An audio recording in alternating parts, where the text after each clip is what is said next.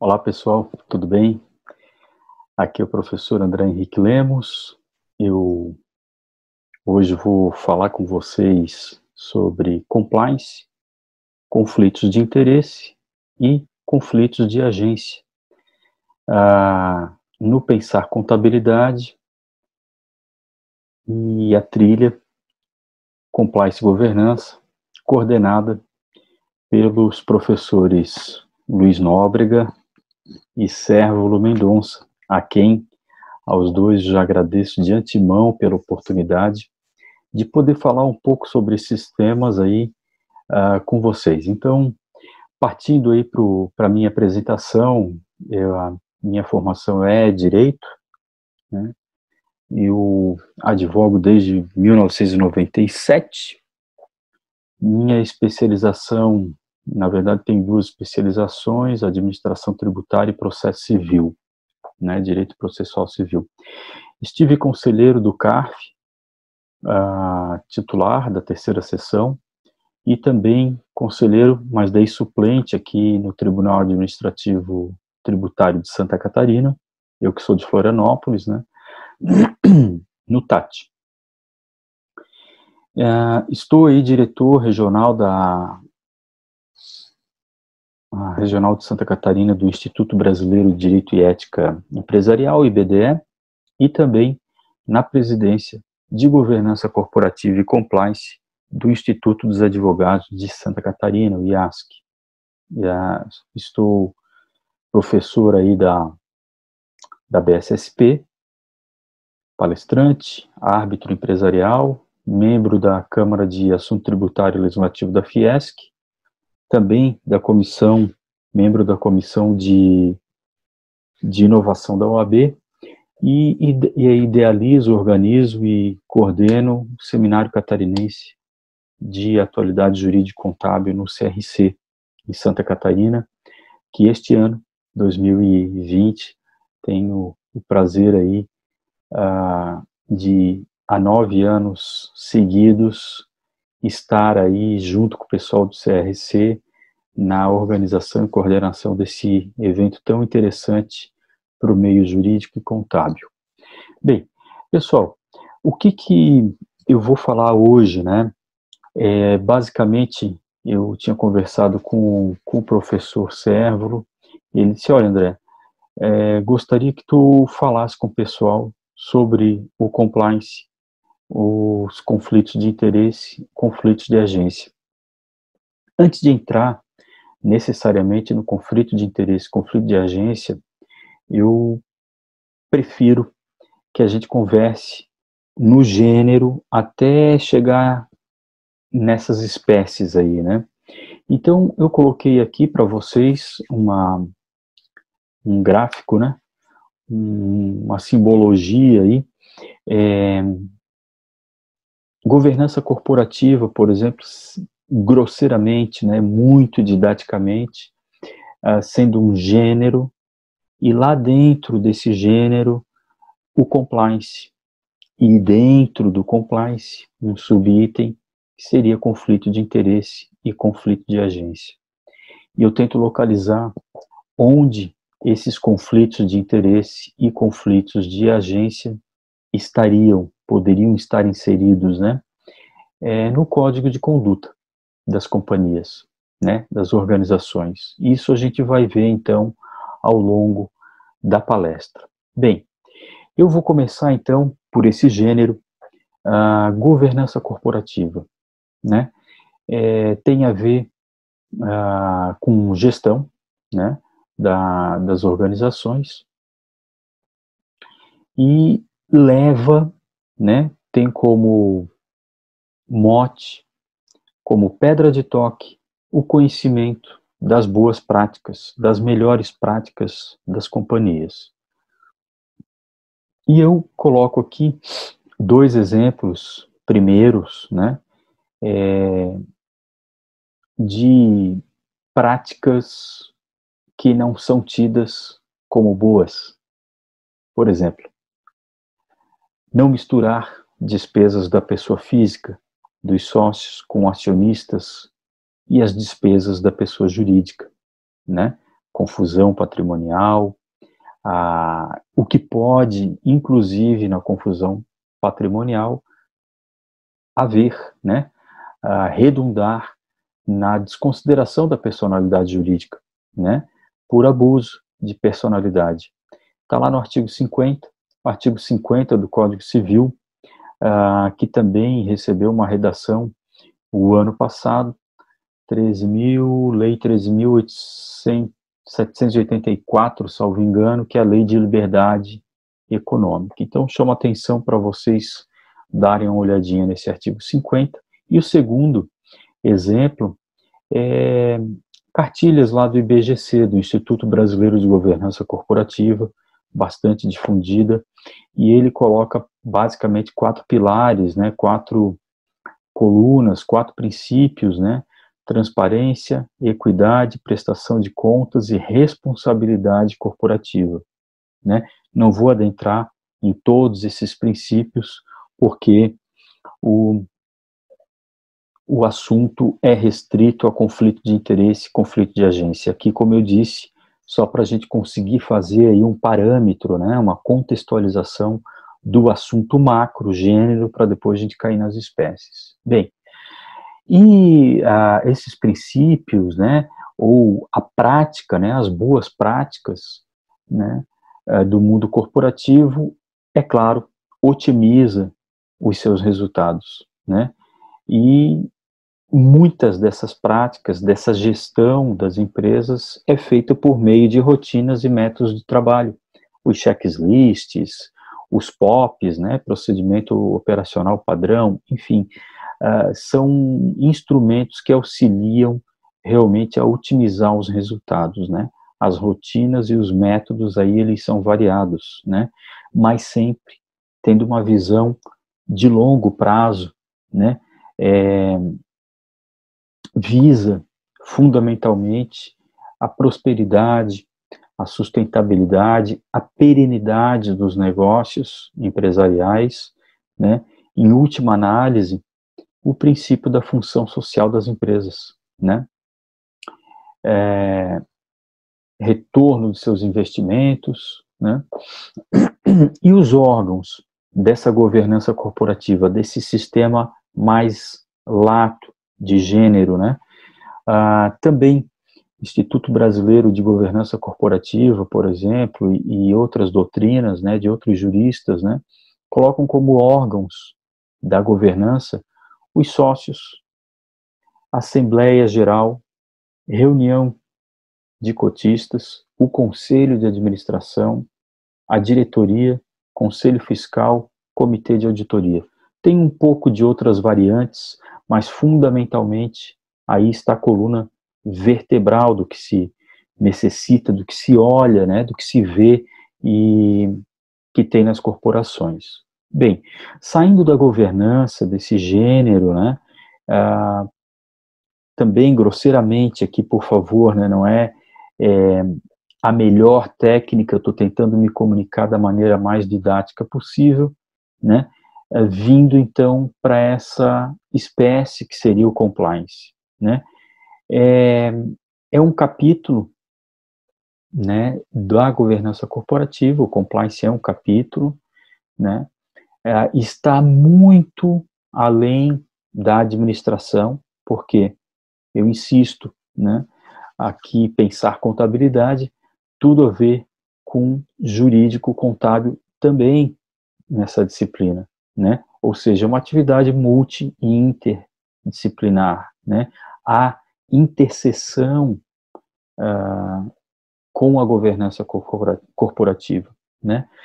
Compliance, então, muito rapidamente também, o que ele quer dizer, né, é estar em conformidade com as leis, com os princípios éticos, com as políticas internas das organizações. Não vou entrar em pormenores, né, conformidade com a lei, não é só a conformidade com a lei que a interpretação da lei nos dá, por exemplo, uma interpretação restritiva ou uma interpretação, melhor dizendo, literal, gramatical, não. A conformidade, ela vai mais além, né? Os métodos de interpretação das legislações, os métodos da integração da legislação e também todo o restante, que é uma averiguação, por exemplo, da jurisprudência, né, da doutrina dominante, enfim, isso é um ponto muito interessante na avaliação e também na gestão de riscos que tem a ver com a governança também. Bem, ok. Dando prosseguimento, então, à questão do compliance, programa efetivos, né? Muita gente já deve ter ouvido falar, programas efetivos de compliance e integridade. Compliance, conformidade, integridade me parece até que é algo ainda maior do que estar conforme, é ser íntegro, né? Vai além do estar em conformidade. Compliance tem a ver com o tom da liderança, né? Que a liderança, as atitudes, né? Elas venham do topo, né? Que venham da alta administração, né? Que a alta administração dê realmente esse tom, né? Que lidere pelo exemplo, né? Além disso, um fato muito interessante que a gente constata em programas efetivos, não é compliance no papel, não é um faz de conta, não é para só colocar palavras bonitas nos programas efetivos de compliance. Aqui tem uma questão interessante, né? É claro que um programa efetivo de compliance, ele não livra a companhia de experimentar sanções, né? Mas pode abrandar, né? Pode abrandar em escalas. Isso a gente percebe muito na Lei 12.846, né? E o seu decreto, um conjunto, né? Seguindo um programa efetivo de compliance, tem multas escalonadas, né? E aí, com base nisso, acaba então tendo essa dosimetria das penas, com base nas infrações. O CAD, por exemplo, às vezes, ao invés de aplicar uma multa mais severa, percebendo e vendo que tem um programa efetivo realmente de compliance na companhia, acaba mitigando, diminuindo a imposição dessa multa, né? Tem o exemplo ali dos compliance concorrenciais, julgados pelo próprio CAD. Bem, e entrando agora no código de conduta, né? De novo, né? O gênero governança, uma espécie compliance, e dentro do compliance, os códigos de conduta, né? O código de conduta aqui também não seria um faz de conta, né? O que desse aquela questão de referência comportamental, né? Que fosse um orgulho para todo o grupo que congrega aquela companhia, né? E que seja moldado com especificidades e não genérico, né? O genericão é algo que a doutrina meio que condena, vai cair na vala comum. A gente tem que dar a roupagem, né? O jeito da empresa se comportar perante o mercado e nos seus ambientes aí, né? No seu ambiente de negócios. Bem, o código de conduta se pautua no quê? Em regras e padrões comportamentais que sejam éticos, né? Ética, palavra atemporal, né? A ética tem a ver, né, com integridade, com a cultura, né? E nós, num país aí que tem experimentado tanta corrupção, né, em todos os segmentos praticamente, e castas, né, da nossa sociedade, uma corrupção tida como endêmica, né? Justamente esse código de conduta mira nesse tipo de coisa, né? Tenta fazer com que venha uma cultura de integridade, né? Evitando, rechaçando, condenando condutas que sejam moralmente questionáveis ou ilegais. Pois bem, aqui eu trago alguns modelos de códigos de conduta. Tem códigos de condutas que são de princípios, de relacionamento, tem uns que são híbridos, outros integrados, né? A gente vai ver alguns exemplos aí.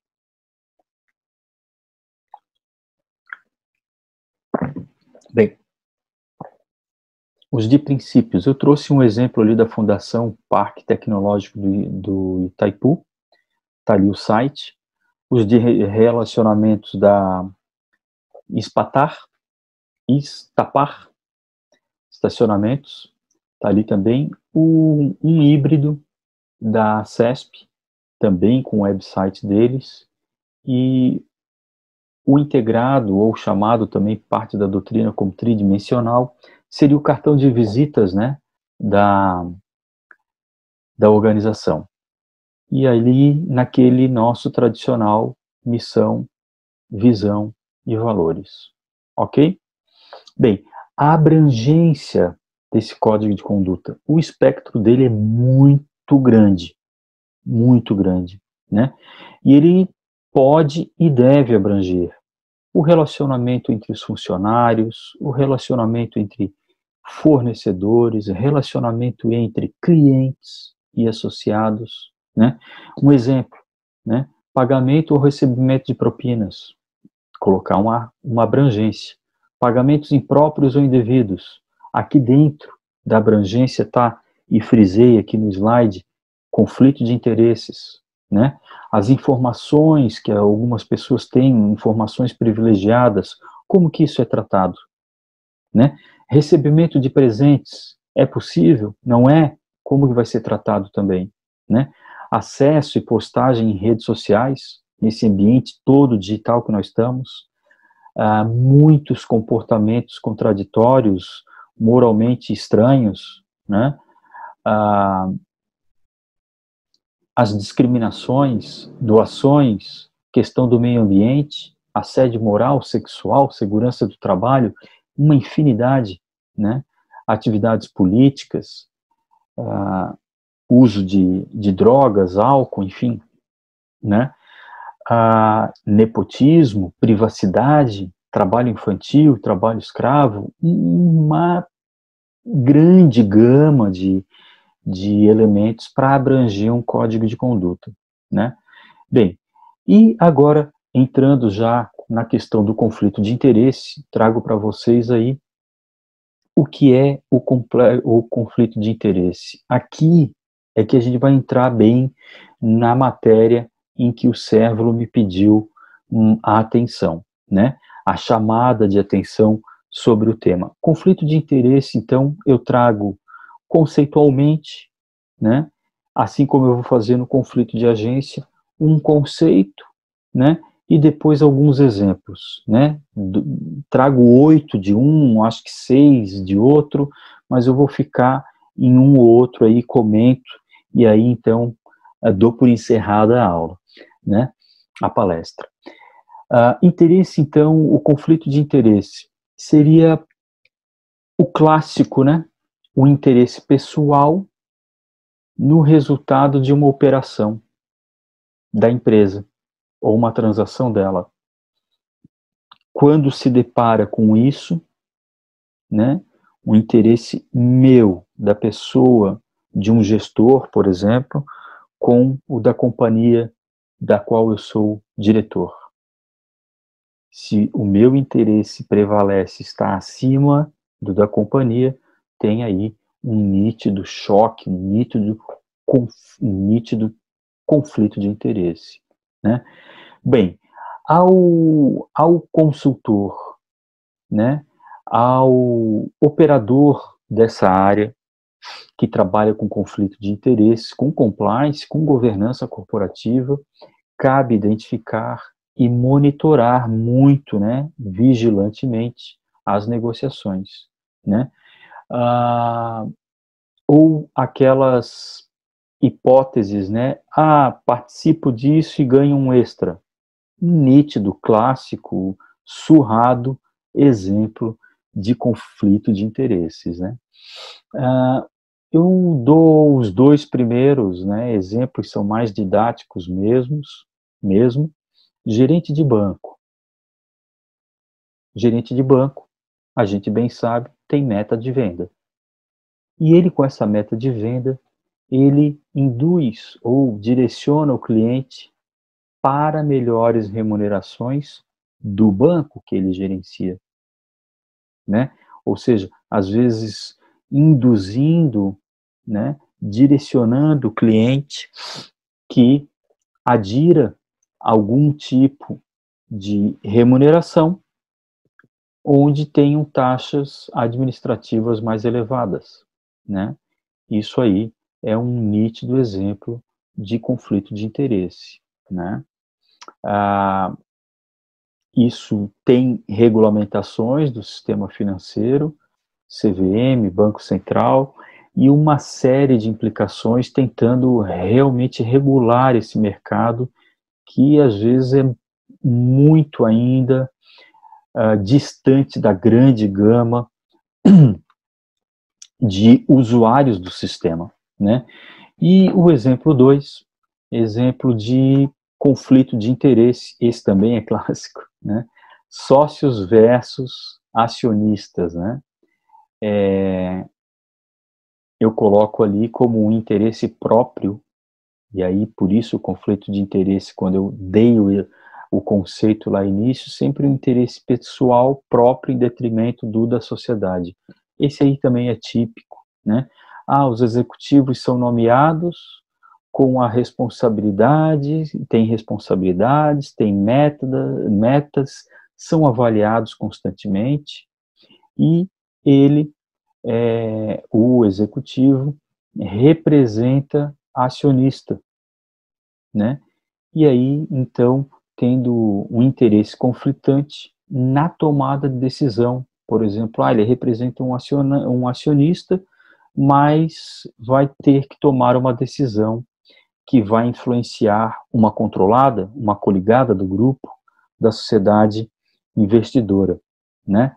Ou um membro do conselho de administração que tenha um conflito de interesse das sociedades da controlada, controladora ou coligadas, né? E aí ele, nesse exemplo, tenta proteger o interesse da investidora, num nítido conflito aí pessoal. A doutrina, nesse exemplo que eu estou dando de conflito entre sócios e acionistas, ela sempre orienta que o ideal é que haja contratação desses profissionais, né, desses executivos, né, que eles sejam nomeados e privilegiados, né, o currículo de profissionais que sejam independentes, evitando já de antemão, né, prematuramente um conflito lá na frente, um conflito de interesse lá na frente, tá? Eu dou vários outros exemplos aí, o administrador, né, que tenha que tomar uma decisão sobre alguma relação de trabalho com um membro da sua família, ou que tenha uma certa ligação, né? E esse membro da família, ele pode vir a ser contratado, ou promovido, ou treinado, né? E isso aí é bastante complicado, não tem lei proibindo, mas também a doutrina,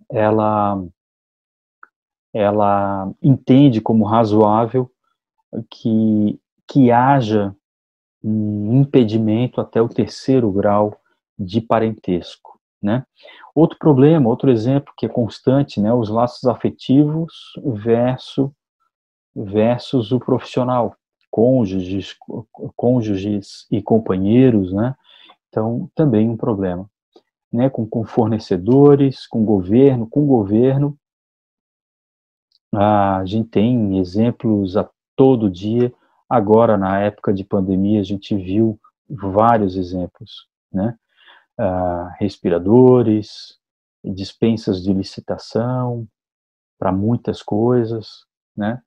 Então, aqui fica um ponto muito importante dessa relação das pessoas com o governo, com as entidades governamentais, né? O exemplo que eu trago aqui, um investimento em um local que gere dividendo eleitoral a algum político amigo de quem está se relacionando com o governo, né?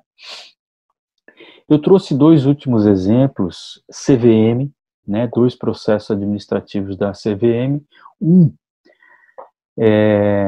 impedimento de voto de um acionista, né, controlador na Assembleia que deliberou sobre a transação com parte relacionada à companhia que ele fazia parte, que ele representava, a Tractebel, né?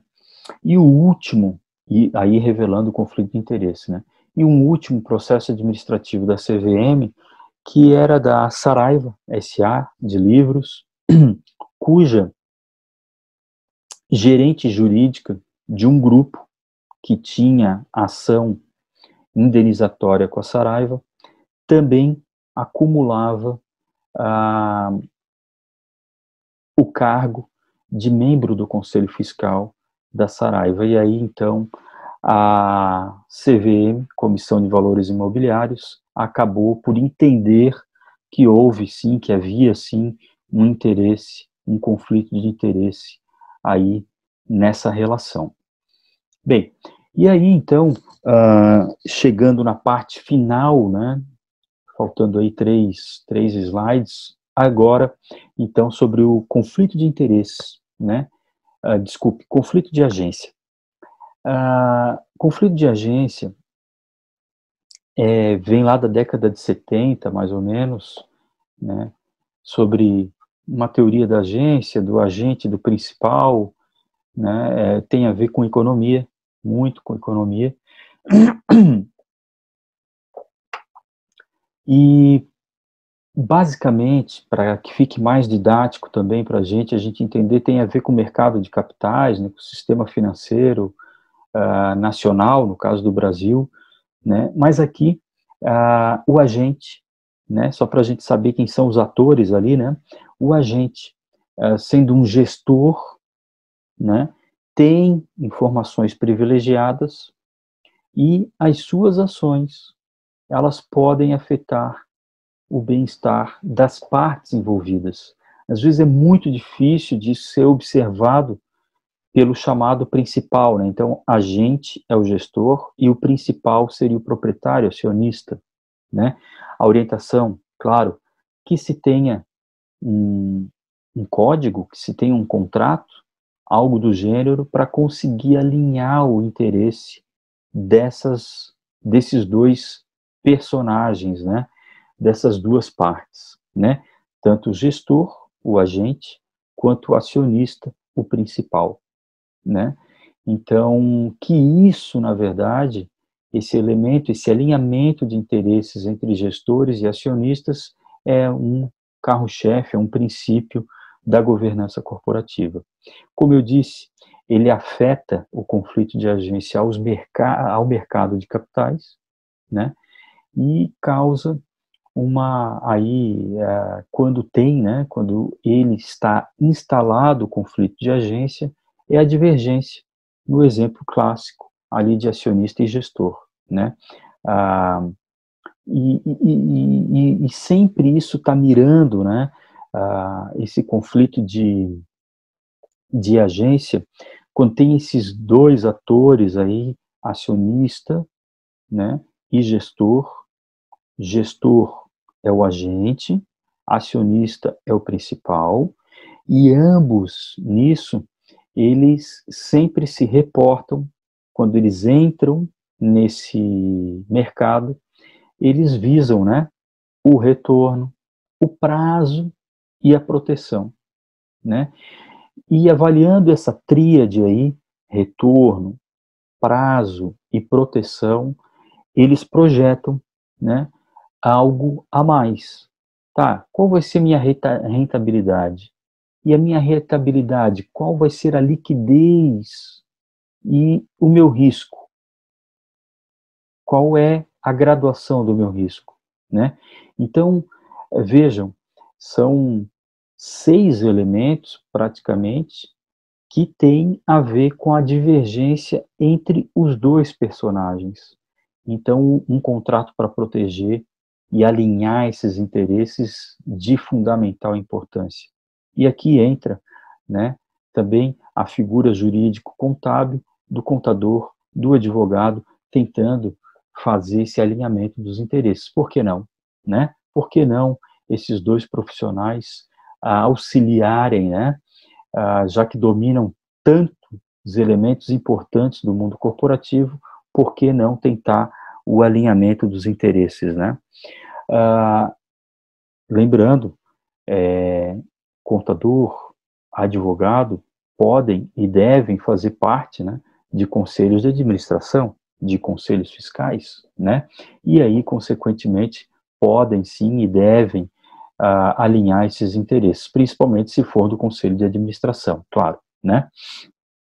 Bom, o controle desses conflitos, né? Aqui eu já até antecipei, dei um spoiler, né?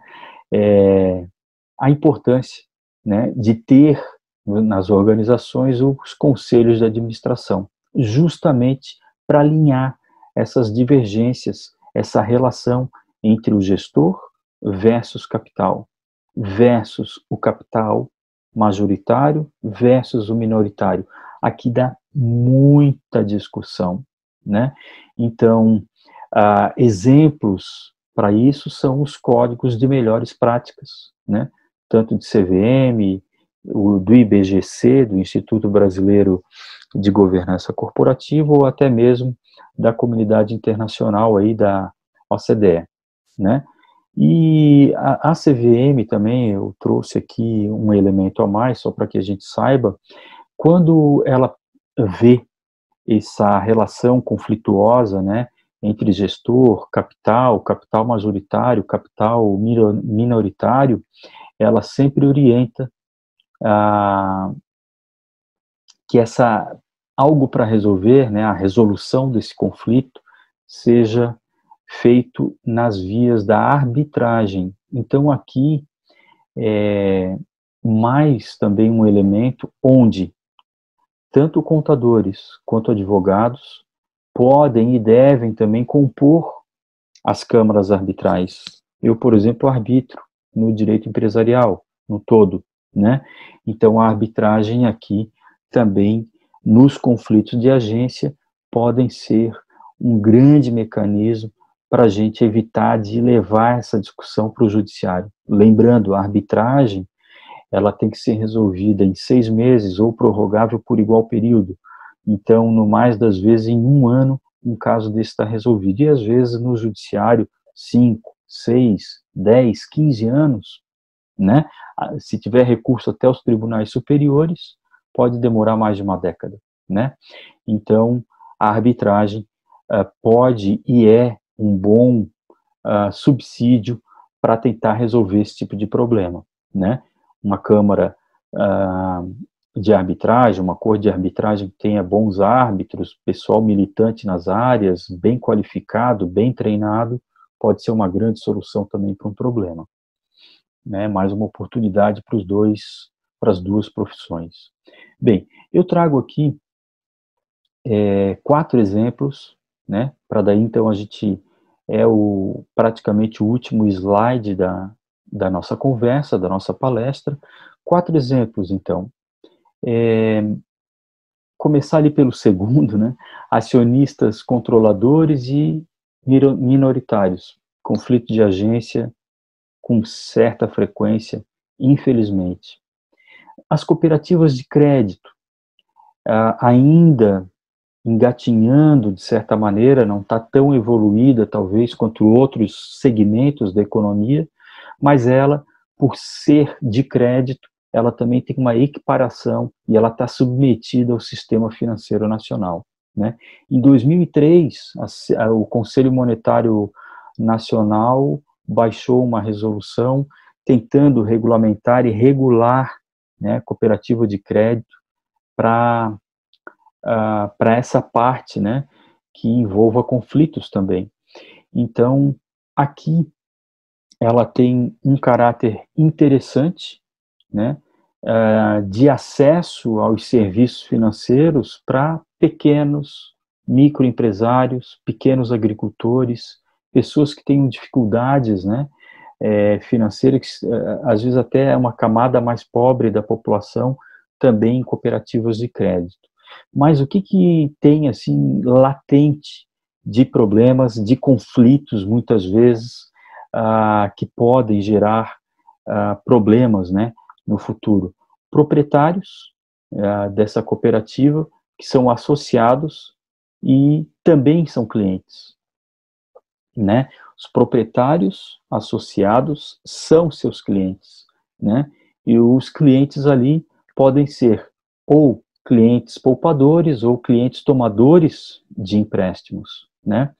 E um ponto muito interessante também é que, às vezes, a eleição da direção tem direito a um voto para cada associado da cooperativa de crédito, mas sem levar em conta a, a quantia que esse associado investiu, né? Então, o direito de voto é o mesmo, né? Aí, às vezes, um problema também que gera conflito. Eu trouxe aqui outros, os dois últimos, né?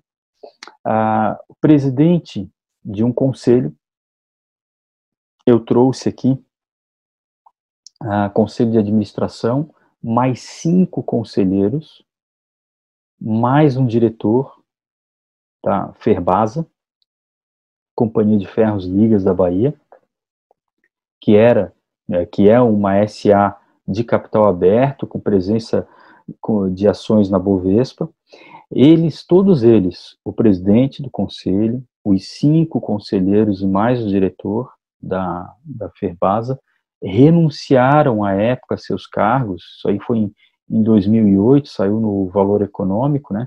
Renunciaram aos seus cargos devido a disputas com o acionista controlador, ou seja, todo o pessoal aí da presidência do conselho de administração, mais conselheiros de administração, mais diretor de uma das empresas, tiveram disputas aí com o acionista controlador, e esse acionista controlador, né, suspendeu, por ato dele, uma auditoria interna determinada por esses conselheiros e que promovia, né, eles queriam barrar, né, a promoção de reuniões paralelas com diretores sem informar o conselho, né? E aí então todo o conselho pediu a renúncia de si próprio, né? Um último caso do Banco Pan-Americano, foi até largamente divulgado, né, na época, que tinha interesses entre acionistas e gestores. De novo, né, é o típico, né? Mas aqui, uma questão ligada a pagamento de bônus para os executivos do banco, né? O que aconteceu? Eles previam, né, e muitos dos bancos prevêem pagamentos, né, de bônus aos executivos. Atingiram a meta, ganham bônus, né? Só que o que houve aqui nesse caso do Pan-Americano? Não se baixou os ativos da empresa, né? E isso aí, o fato de não ter baixado os ativos do banco, alterou o resultado dele, né? Gerando mais bônus, né, para os executivos. E aí, com base nisso, também um nítido conflito de agência, né? Pessoal, eu indico a vocês aqui, eu trouxe cinco referências bibliográficas ao longo aí de algum tempo, desde 2013 até 2019. Espero que tenha elucidado e trazido um pouco de contribuição para o conhecimento de vocês e na esperança que a gente se encontre num próximo evento. Um grande abraço para vocês e sigamos em frente. Até a próxima.